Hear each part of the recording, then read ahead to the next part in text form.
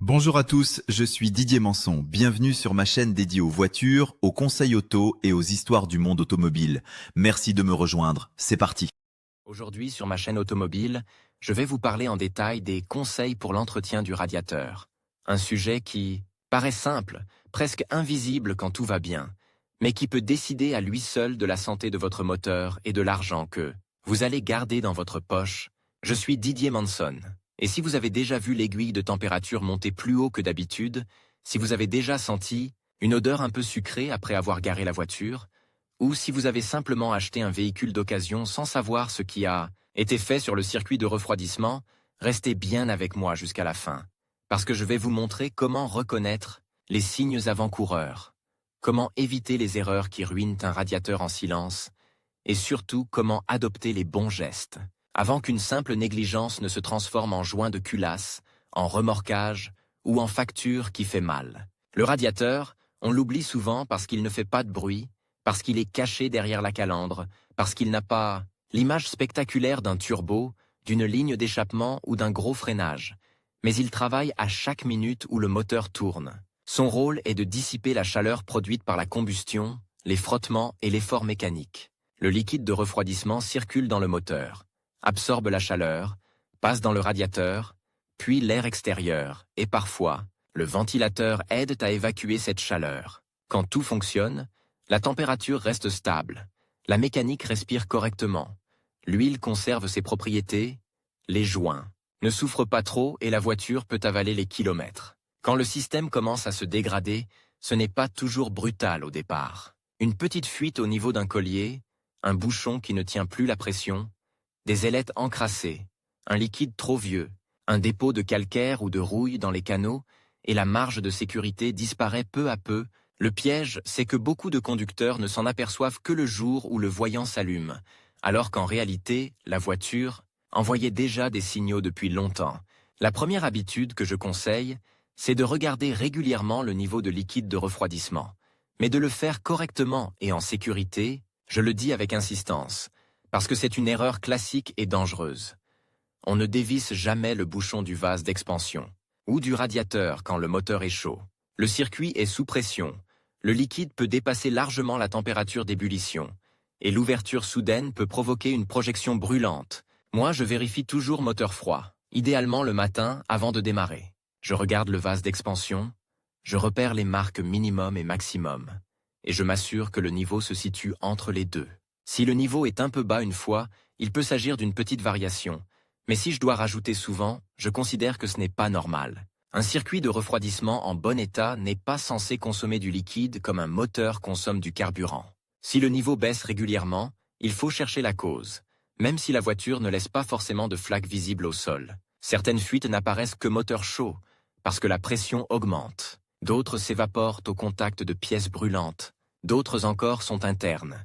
Et là, il faut être très attentif, car un liquide qui passe dans le moteur ou dans l'huile peut annoncer des problèmes beaucoup plus sérieux. La couleur du liquide est aussi un indice. Selon les véhicules et les technologies, on trouve du liquide rose, jaune, vert, bleu, orange ou violet. Et la couleur ne suffit pas, à elle seule pour choisir un produit. Parce que deux liquides de même couleur peuvent parfois être de formulations différentes. Ce qui m'intéresse surtout, c'est l'aspect.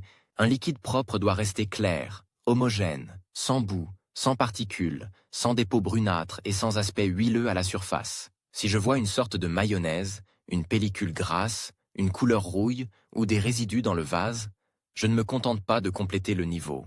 Je me dis que le circuit a besoin d'un diagnostic. Le liquide de refroidissement n'est pas simplement de l'eau colorée. Il contient des additifs anti-corrosion, anti-gel, anti-ébullition, anti-mousse et protecteurs pour les métaux, les joints et parfois les alliages modernes. Avec le temps, ces additifs s'épuisent. Le liquide peut devenir acide, perdre sa capacité à protéger les éléments internes, favoriser la corrosion et créer des dépôts. C'est pour cela que je recommande de respecter l'intervalle de remplacement prévu pour votre véhicule. Et si vous ne le connaissez pas, de vous référer au carnet d'entretien ou à la documentation technique du modèle. Sur une voiture d'occasion dont l'historique est flou, je préfère souvent repartir sur une base saine, avec une vidange du circuit et un remplissage avec le liquide adapté, plutôt que de supposer que tout va bien. Le choix du liquide est capital. Je sais que certains disent encore mais n'importe quel liquide universel, ça ira. Personnellement, je n'aime pas ce raccourci. Les circuits modernes utilisent des matériaux variés. Aluminium, plastique, joints spécifiques, échangeurs de chaleur, pompes à eau, parfois électriques. Et les constructeurs définissent des normes précises. Mélanger des liquides incompatibles peut former des dépôts gélatineux, réduire l'efficacité de refroidissement, boucher partiellement le radiateur ou abîmer les joints. Quand je fais l'appoint, j'essaye d'utiliser le même type de liquide que celui déjà présent. Et si je ne sais pas ce qui est dans le circuit, je ne joue pas aux apprentis chimistes. Je privilégie une vidange complète et un remplissage avec le produit recommandé. L'eau du robinet, je l'évite autant que possible pour un usage permanent, car elle peut contenir du calcaire et des minéraux qui se déposent avec la chaleur. En dépannage, pour rentrer doucement à la maison ou rejoindre un garage, ajouter de l'eau peut sauver la situation. Mais ce n'est pas une solution d'entretien. Une fois le dépannage passé, il faut corriger le mélange et remettre un liquide adapté. L'inspection visuelle du radiateur lui-même est un autre geste simple, mais souvent négligé.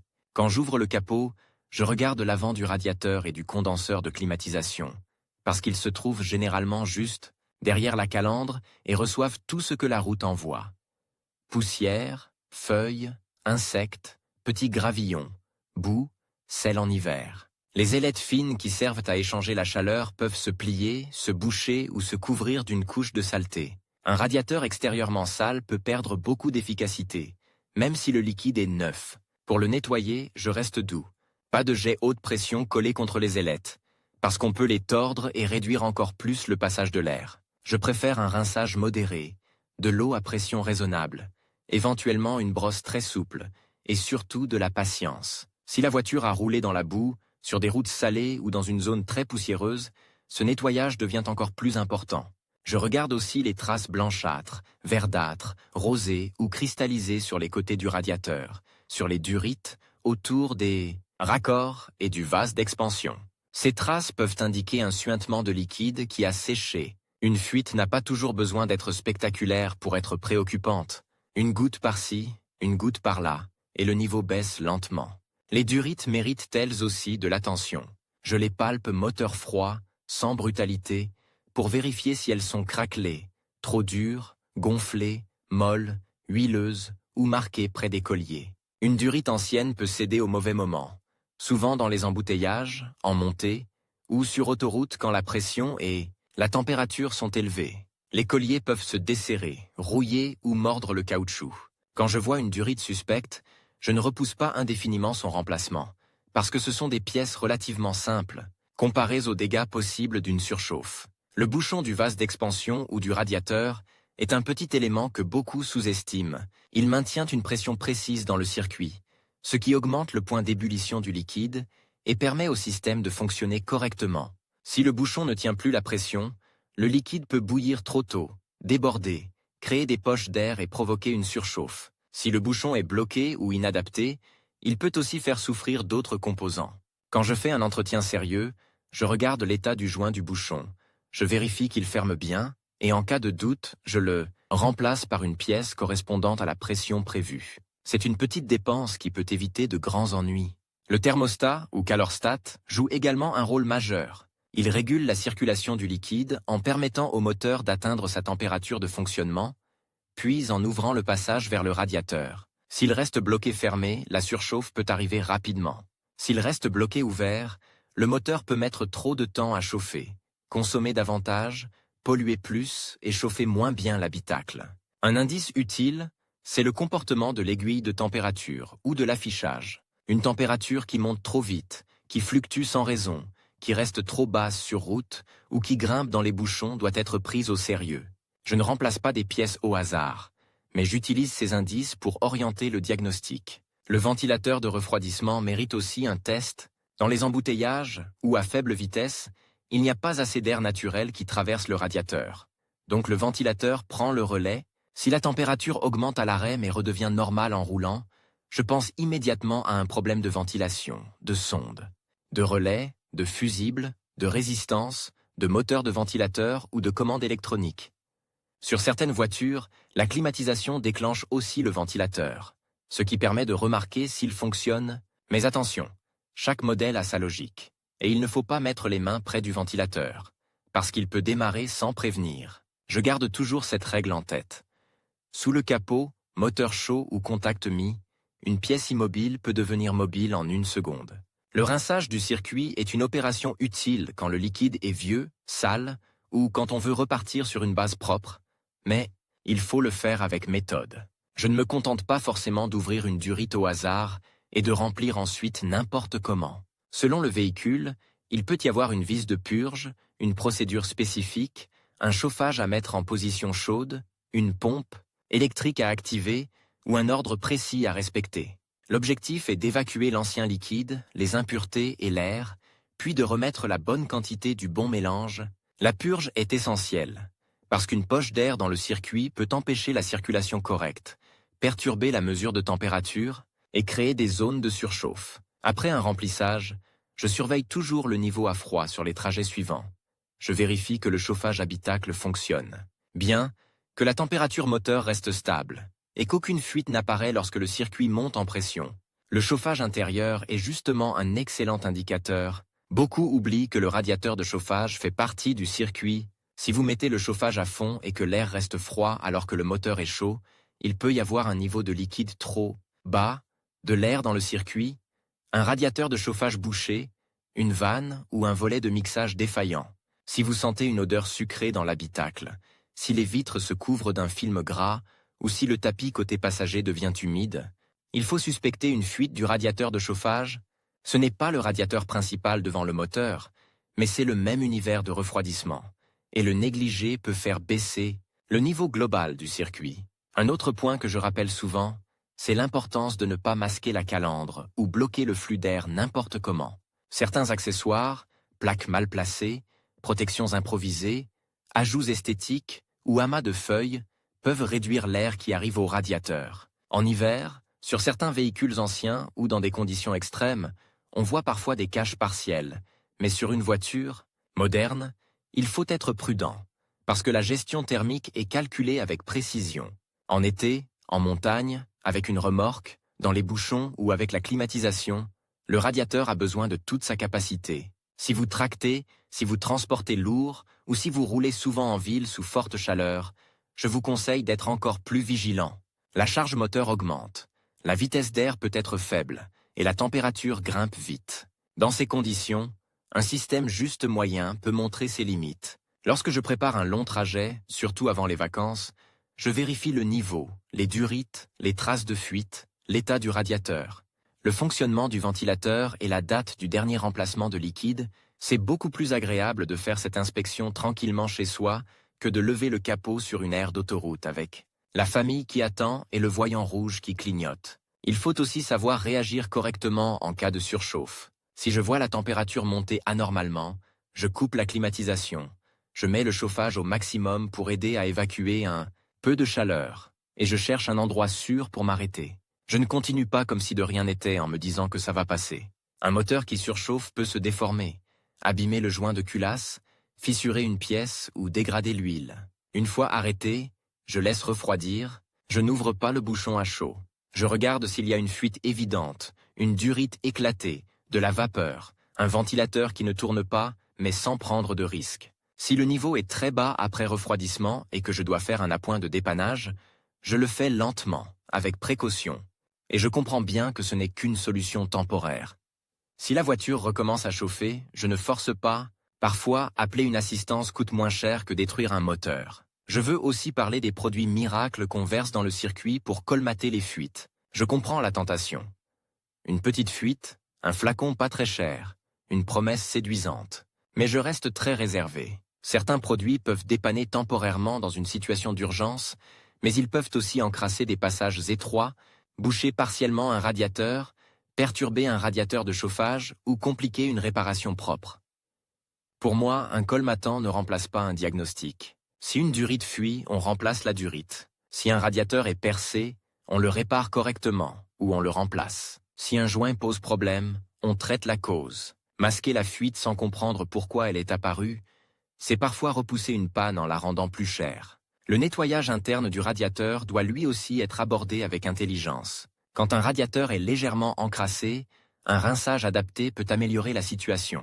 Mais s'il est fortement bouché, corrodé, fragile ou très ancien, un nettoyage agressif peut révéler des fuites ou détacher des dépôts, qui vont se promener ailleurs. Il faut donc évaluer l'état général. Sur une voiture qui a beaucoup d'années, si le liquide est brun, si le radiateur chauffe de manière inégale, si une partie reste froide, alors que le moteur est chaud, ou si la température monte malgré une pompe à eau et un thermostat en bon état, le radiateur peut être partiellement obstrué. On peut parfois le confirmer par une mesure de température sur sa surface, mais l'idée simple est la suivante. Un radiateur doit laisser circuler le liquide et laisser passer l'air. S'il est bouché à l'intérieur ou à l'extérieur, il ne fait plus son travail. La pompe à eau fait partie de la même réflexion. Même si le sujet du jour est le radiateur, il ne travaille jamais seul. Une pompe à eau usée, avec une turbine abîmée, un roulement fatigué ou une fuite au niveau du joint, peut empêcher une bonne circulation. Parfois, on voit des traces de liquide près de la pompe. Parfois, on entend un bruit. Parfois, la température devient instable. Sur beaucoup de moteurs, la pompe à eau est liée à la distribution, et son remplacement se prévoit en même temps que d'autres opérations. Là encore, l'entretien intelligent consiste à anticiper. Remplacer une pompe accessible lors d'une grosse intervention peut être plus logique que d'attendre qu'elle lâche quelques milliers de kilomètres plus tard. Je veux également insister sur la différence entre entretien préventif et réparation en catastrophe. L'entretien préventif, c'est regarder le niveau en quelques secondes, remplacer le liquide au bon moment, nettoyer les ailettes, changer un bouchon fatigué, remplacer une durite craquelée, purger correctement après intervention, écouter les signes. La réparation en catastrophe, c'est attendre le voyant rouge, rouler malgré la vapeur, remplir à l'eau froide un moteur brûlant, ignorer une fuite pendant des semaines, ou mélanger 3 liquides différents en espérant que la chimie soit gentille. La mécanique récompense souvent les conducteurs attentifs. Elle ne demande pas forcément d'être ingénieur, mais elle demande de ne pas ignorer les symptômes. Une odeur inhabituelle, une flaque sous l'avant de la voiture, un ventilateur qui tourne sans arrêt après de petits trajets, une température qui varie, un chauffage qui devient faible, un niveau qui baisse, un bouchon humide, une durite gonflée, une fumée blanche persistante. À l'échappement, une huile qui ressemble à de la crème, tout cela mérite qu'on s'arrête et qu'on réfléchisse. Il y a aussi de mauvaises habitudes à éviter. Ne remplissez pas le vase au-dessus du maximum en pensant faire mieux, car le liquide a besoin d'un volume d'expansion. Ne laissez pas un bouchon mal serré après un contrôle. Ne remplacez pas une durite par une pièce de dimension approximative qui risque de frotter ou de se pincer. Ne roulez pas sans protection inférieure si elle sert à guider l'air sur certains modèles. Ne mettez pas de liquide de refroidissement usagé dans la nature, car c'est toxique et polluant. Ne supposez pas qu'un radiateur neuf règle tout si la cause de la surchauffe vient d'un thermostat, d'une pompe, d'une purge mal faite ou d'un ventilateur. Et surtout, ne pensez pas qu'une température normale au tableau de bord signifie toujours que tout est parfait. Certains indicateurs sont amortis, c'est-à-dire qu'ils restent au milieu sur une plage assez large pour ne pas inquiéter le conducteur. Quand l'aiguille bouge franchement, le problème peut déjà être avancé. En pratique, pour garder un radiateur en bonne santé, j'aime adopter une routine simple. À froid, je contrôle le niveau. Au capot ouvert, je cherche les traces. Devant la voiture, je regarde si l'air peut traverser. Pendant la conduite, j'observe la stabilité de température. À l'entretien, je respecte le liquide recommandé. Après toute intervention, je vérifie la purge et je recontrôle quelques jours plus tard. Cette routine ne prend pas beaucoup de temps, mais elle permet de repérer tôt les problèmes. Un autre conseil que je donne aux propriétaires de voitures anciennes ou de véhicules qui roulent peu, c'est de ne pas croire que l'immobilité protège le circuit. Au contraire, un liquide vieux qui stagne, des joints qui sèchent, une corrosion interne qui se développe, un radiateur qui s'encrasse. À tout cela peut arriver même avec peu de kilomètres. Une voiture qui sort seulement le week-end ou pendant les beaux jours doit quand même avoir un liquide en bon état. Les kilomètres ne sont pas le seul repère. Le temps compte aussi. Sur un véhicule de collection, le radiateur peut être en cuivre ou en laiton. Les durites peuvent avoir des dimensions spécifiques, les bouchons peuvent avoir des pressions différentes, et les réparations demandent parfois un spécialiste. Là encore, la logique reste la même. Ne pas attendre la panne, protéger les matériaux, surveiller la température et garder le circuit propre. Pour ceux qui aiment faire eux-mêmes, je conseille de travailler proprement et calmement. On prépare un récipient adapté pour récupérer l'ancien liquide, On porte des gants, on protège les animaux domestiques car certains liquides peuvent les attirer par leur odeur tout en étant dangereux. On respecte les couples de serrage quand il y en a. On évite de casser les vis de purge en plastique, on remplace les joints si nécessaire. Et on ne force pas sur des éléments fragiles. Les plastiques du circuit de refroidissement vieillissent avec la chaleur. Un raccord qui semblait solide peut casser si on le manipule brutalement. Quand je vois un vase d'expansion jauni, craquelé, ou un raccord qui commence à suinter, je me dis qu'il vaut mieux prévenir que finir, avec un jet de vapeur sous le capot. Il faut aussi comprendre que le radiateur influence indirectement d'autres systèmes. Un moteur qui chauffe trop peut dégrader l'huile plus vite, fatiguer les bobines, les capteurs, les durites voisines, la boîte automatique, si elle a un échangeur thermique, et même la climatisation, car l'avant du véhicule concentre plusieurs échangeurs. Un radiateur en mauvais état peut donc créer une cascade de symptômes. À l'inverse, un bon circuit de refroidissement contribue à une voiture plus fiable, plus régulière, plus agréable. Quand la température est stable, le moteur fonctionne dans sa plage idéale. Les calculateurs gèrent mieux l'injection, le chauffage. Habitacle est plus constant, et on conduit avec moins de stress. Si vous achetez une voiture d'occasion, je vous invite à accorder au refroidissement autant d'attention qu'aux pneus ou aux freins. Demandez quand le liquide a été remplacé, regardez sa couleur, observez les traces, laissez chauffer le moteur, vérifiez que le ventilateur finit par se déclencher si les conditions le permettent. Regardez si le chauffage fonctionne. Surveillez la température pendant l'essai. Après l'essai, ouvrez le capot avec prudence et cherchez une odeur ou un suintement. Une voiture lavée juste avant la vente peut cacher temporairement des traces, donc il faut observer attentivement. Un vendeur qui dit « il faut juste rajouter un peu de liquide de temps en temps » vous donne une information précieuse. Ce n'est pas normal, et il faut comprendre pourquoi. Je préfère acheter une voiture avec une petite fuite clairement identifiée et facile à réparer qu'une voiture dont le niveau baisse, mystérieusement sans explication. Le mystère coûte souvent plus cher que la panne visible. Pour conclure ce sujet, je veux que vous reteniez une idée simple. Le radiateur n'est pas une pièce qu'on entretient seulement quand elle fuit, c'est le cœur visible d'un système qui protège tout le moteur. Un bon entretien du radiateur, c'est de la vigilance, du bon sens, le bon liquide, de la propreté, une pression correcte, une circulation sans air, des durites saines, un ventilateur fonctionnel et une réaction rapide aux moindres signes étranges.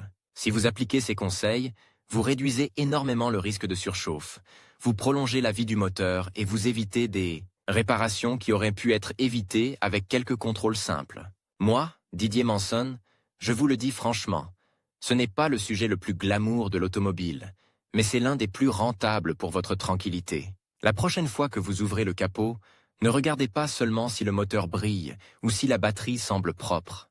Prenez quelques instants pour votre circuit de refroidissement. Observez, sentez, vérifiez et écoutez ce que la voiture vous raconte. Une voiture prévient souvent avant de tomber en panne. Le rôle d'un conducteur attentif, c'est d'apprendre à entendre ces avertissements. Et si cette vidéo vous a aidé à comprendre comment prendre soin du radiateur, alors le meilleur moment pour agir, c'est avant le prochain trajet, pas après le prochain voyant rouge.